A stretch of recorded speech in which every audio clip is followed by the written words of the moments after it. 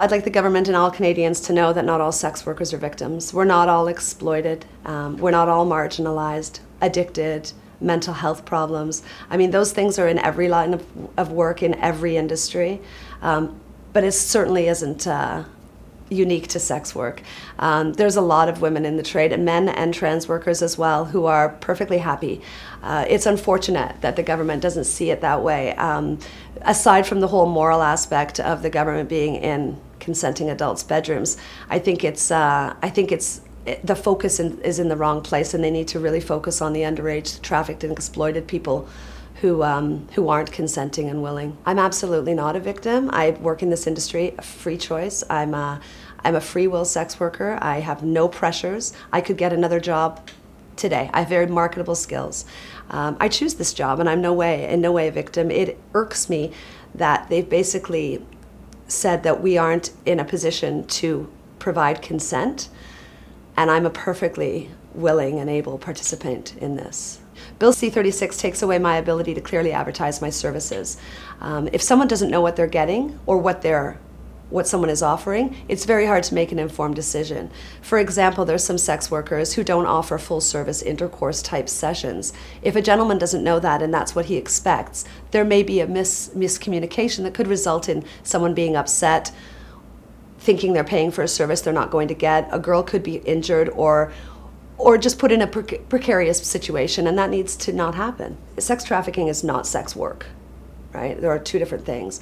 But I think if we focused our limited resources on finding those people and helping those people and investigating those properly, instead of picking off the easy targets like the consenting adults like myself and my clients, who will be easy to find and will be easy to arrest, I think there's already laws in place to deal with human trafficking that we're not enforcing enough. We need to be focused on that. There's definitely situations where people are not posting their own ads. Those things need to be looked at. But there are other times when a woman pays an assistant to post her ads, and that needs to be allowed to continue. In my instance, I use a lot of online forums and advertising sites to promote my business, to market myself, and to stay safe. I use those forums to communicate with others in the industry, to research my clients on blacklists and bad client lists, to stay in contact with vice units in different towns who are sex worker friendly, and to screen my clients as well. I can review their history, their posting history, get a sense of what these people are like.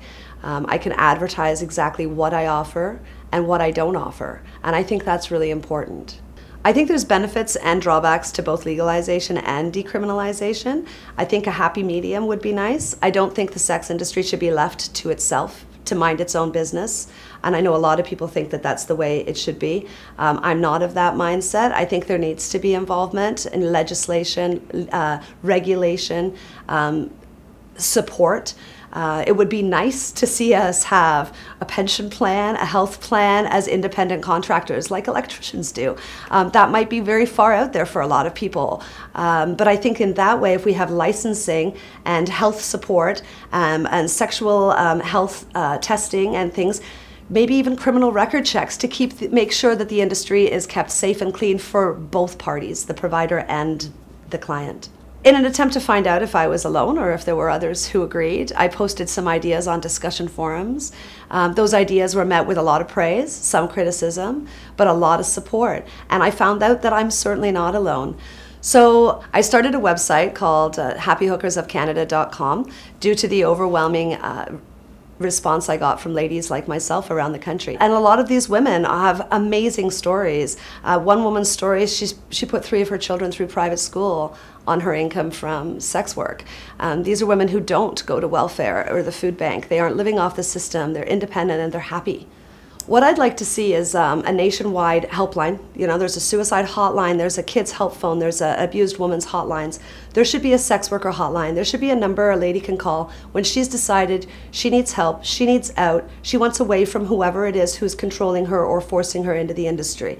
If she picks up that phone and makes that call, systems should fall into place for that woman, wherever and whatever her needs may be, in whatever community she is in Canada. There are things in place in most communities with regards to shelters, assistance with housing, assistance with childcare, job searching, all those things, and sanctuary from abusers. Most of those things are in place for women. We need to make sure that those are also available to men and trans workers. But I think if those things were in place, so when somebody did look out for help, they would get it. There's many, many people in the industry who work exactly like I do. We're very discreet. We fly below the radar. That's the nature of our business. No wonder nobody knows we exist.